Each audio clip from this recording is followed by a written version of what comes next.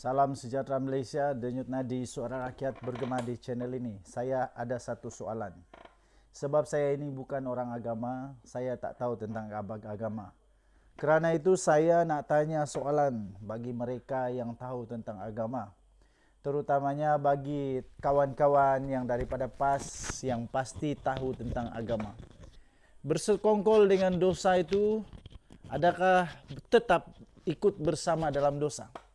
Saya nak tanya, kalau orang memfitnah, kemudian kita dah tahu dia kalah fitnah, dia mengaku dah mengaku berfitnah, dah kalah fitnah. Kemudian kita pula tege-hege bagi pula derma.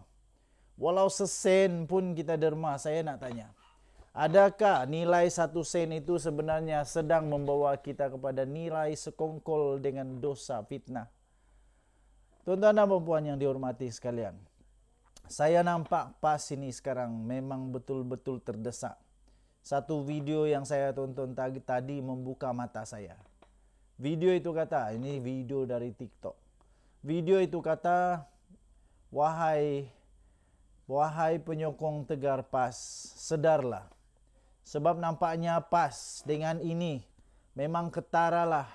Dalam surat mereka itu, mereka bukan mau menyelamatkan agama Islam. Mereka bukan mau menyelamatkan bangsa Melayu. Tetapi apa yang mereka mau selamatkan? Mereka mau selamatkan jawatan. Mereka mau selamatkan kerusi kepala batas, parlimen kepala batas. Kerana apa? Dr. Siti Mastura tidak mampu membayar saman. Tidak mampu membayar saman fitnah. Dosa fitnah itu lebih besar daripada dosa membunuh. Betulkah? Saya bukan tahu sangat. Tapi setahu saya, kawan saya kata, orang yang bersekongkol dengan dosa, orang yang bersekongkol dengan fitnah, orang yang bersekongkol dengan pemfitnah, itu sama dosanya dengan memfitnah juga. Kerana Anda sedang menyokong orang yang memfitnah. Kalau betul lah PAS ini mempunyai niat yang betul, mempunyai perjuangan yang betul, mereka pasti akan buang Dr. Siti Mastura ini serta-merta. Mereka tidak akan bersekongkol dengan dosa fitnah. Mereka tidak akan bersekongkol dengan manusia yang memfitnah. Tapi apakan daya? Mereka terdesak untuk kuasa, terdesak untuk kerusi parlimen, sehingga prinsip yang kononnya untuk membela bangsa, membela agama dilupakan semata-mata hanya kerana kerusi parlimen kepala batas. Dr. Siti Mastura, kalau betul Dr. Siti Mastura ini sedar dia itu ada PhD, dia itu orang yang bijak, saya fikir Dr. Siti Mastura sanggup untuk letak jawatan. Kerana dia sudah pun memalukan PAS, memalukan bangsa Melayu, memalukan agama Islam itu sendiri. Bagaimana seorang yang dikatakan seorang muslimah begini sanggup memfitnah? Selepas itu apa lagi? Selepas kalah fitnah, dibuktikan memfitnah, sekarang sanggup pula dia untuk melihat orang lain turut bersekongkol, orang lain turut bersama-sama berbagi-bagi dosa. Menyokong bersama sang pemfitnah. Saya hairan sungguh. Bagaimana orang-orang yang kuat agama, yang pandai agama, boleh sama-sama berjihad derma orang pemfitnah. Inikah yang disebut sebagai jihad? Setahu saya jihad itu jihad ke arah jalan yang benar, jalan yang betul, jalan yang tepat, jalan yang sungguh-sungguh benar. Bukan berjihad untuk membantu kepala penyamun fitnah.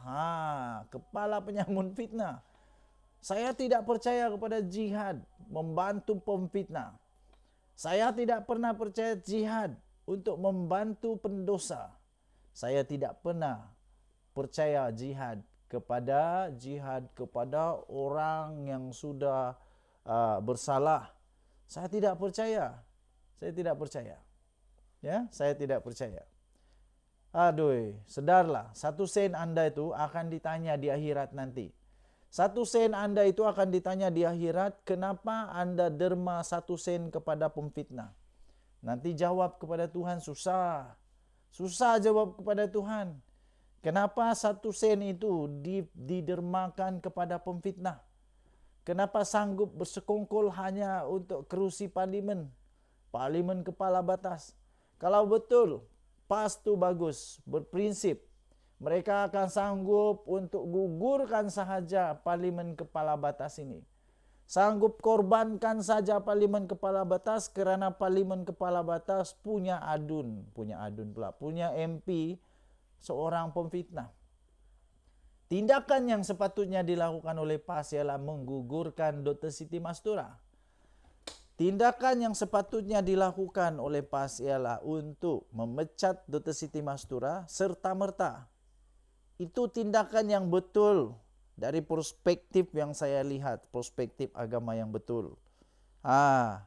Bukannya membantu, bersekongkol, berjihad, menderma semata-mata untuk seorang pemfitnah. Pelik sungguh saya nih, pelik sungguh. 850 ribu, tak apalah, 800 ribu lah, bukan 850 ribu, 825 ribu, minta maaf. Kita sebut jelah 800 ribu ya. 800 ribu itu, bayangkan saja 800 ribu itu, kalaulah 800 ribu itu tidak dijihadkan kepada derma untuk pemfitnah, berapa ramai orang miskin dapat dibantu? Berapa ramai orang asnaf dapat dibantu? Berapa ramai orang miskin di sekolah, tak mampu sekolah, tak mampu nak pergi sekolah, tak ada baju, tak ada makanan. Berapa banyak yang dapat dibantu? Anda kata untuk membantu Palestin dan sebagainya. Berapa ramai orang yang boleh dibantu makanan di sana dengan 825 ribu? Daripada membantu seorang pemfitnah, pening. Lebih baik pergi berderma kepada orang yang perlu. Derma kepada orang-orang yang betul-betul miskin. Orang yang betul-betul Anda derma, Anda dapat pahala. Sila jelaskan kepada saya, pahala apa yang Anda boleh dapat dengan berderma kepada pemfitnah? Saya kurang tahu tentang agama, sebab itu saya tanya. Tolong jelaskan. Pahala apa yang Anda boleh dapat dengan membantu pemfitnah Dr. Siti Mastura? Nanti mau jawab kepada Tuhan waktu di akhirat nanti, macam mana mau jawab? Macam mana mau jawab? 1 sen Anda telah membantu seorang pemfitnah.